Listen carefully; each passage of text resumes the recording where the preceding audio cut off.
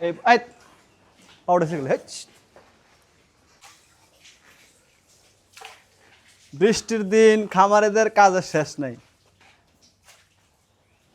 বিদ্যুৎ যদি না থাকে খামারে গবাদি পশু পালাই মানে কষ্টকর, তাই বিদ্যুতের ব্যবস্থা রাখা লাগে খামারে। অপশনালি যদি থাকে জেনারেটরের ব্যবস্থা করবেন, তাহলে দেখবেন আপনার শখের প্রাণী ভালো থাকবে। কারণ বৃষ্টি, ঝড়, বন্যা, বৃষ্টি এগুলো থাকবে। এই প্রতিবন্ধকতার মাঝেই খামারিরা লড়াই করে বাঁচা লাগে। দেন কাকা খাবার দেন, আমি হেল্প করি আপনার সাথে। আজকে মানে খাবারের ত্রুটি রাখা যাবে না গবাদি পশুর।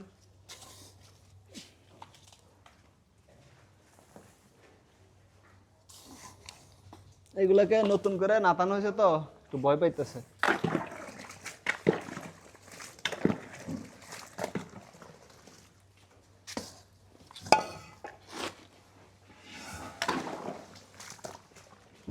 দেখ এদিকে এদিকে এদিকে দেখ দেখ।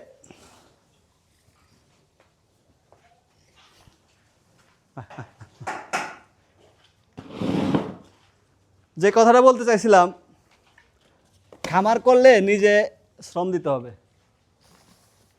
কারণ বৃষ্টির দিন ঘাস কাটা একটা প্যারা থাকে। ইভেন গবাদি পশুর যত্নরও কিন্তু করতে হয়। আর বৃষ্টির দিনগুলোতে খামারেদের দৈনন্দিন দশার শেষ নেই।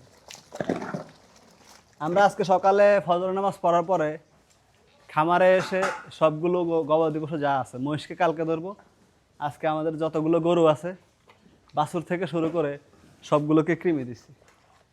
আর যেগুলো আমরা কোরবানিতে সেল করব সেগুলোকে এখন কৃমি দিই নেই। এটা একটা গুরুত্বপূর্ণ মেসেজ হতে পারে। ভিডিওটা দেখে অনেকেই গবাদি পশুকে কৃমি দিতে চাইবেন, এই ভুলটা এখন করতে যাবেন না। যেগুলো সেল করবেন ওইগুলো এখন কৃমি দিবেন না। আমরা যেগুলোকে সেল করবো সেগুলোকে কৃমি দিই না, যেগুলো আমাদের শেডে থাকবে সেইগুলোকে আমরা কৃমি দিছি।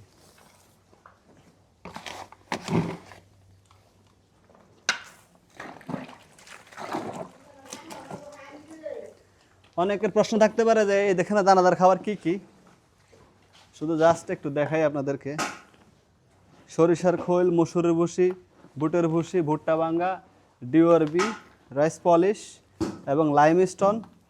আর হচ্ছে লবণের সাথে আমরা গবাদি পশুকে আলাদা করে খাবার সোডা দিয়ে থাকি। এতে করে তাদের হজম সিস্টেমটা, ডাইজেস্টিভ সিস্টেমটা খুব ভালো হয়। এই গরুগুলোকে দেখতেছেন যে অবস্থা, গোবরে, কাদায়, পানিতে, মানে এদের অবস্থা নাজেহাল। কারণ বিদ্যুৎ নেই। বিদ্যুৎ যখন আসবে তখনই সেট ক্লিন করা হবে। এই পাউডার শিখলে মানে বিদ্যুতের জন্যই কাজগুলো পিছিয়ে। খামারের ব্যাকআপ ব্যবস্থা রাখতে হবে। এই হচ্ছে আজকের ভিডিও। তো আশা করি ভিডিওটি কেমন লেগেছে অবশ্যই জানাবেন। খামারিদের ভাই কোনো ছুটি নেই। ভিডিও করারই মূল উদ্দেশ্য হচ্ছে এটাই। খামারিদের কোনো ছুটি নেই, শ্বশুর বাড়ি যাওয়া নাই। আপনার এটা কোনো পণ্যের দোকান না, খোলাও রাখতে পারবেন, যে বন্ধ করতে পারবেন, বিষয়টা এমন না। 24 ঘন্টা সার্ভিস এখানে দিতে হবে। এই ধৈর্যর মন মানসিকতা যদি আপনার থাকে, আপনি এই পরিমাণ ধৈর্য রাখতে পারলে আপনার জন্য খামার সফল। এখানে সফলতা সুনিশ্চিত, শুধু লাগবে ধৈর্য এবং প্ল্যানিং। ভালো থাকবেন, সুস্থ থাকবেন। আসসালামু আলাইকুম।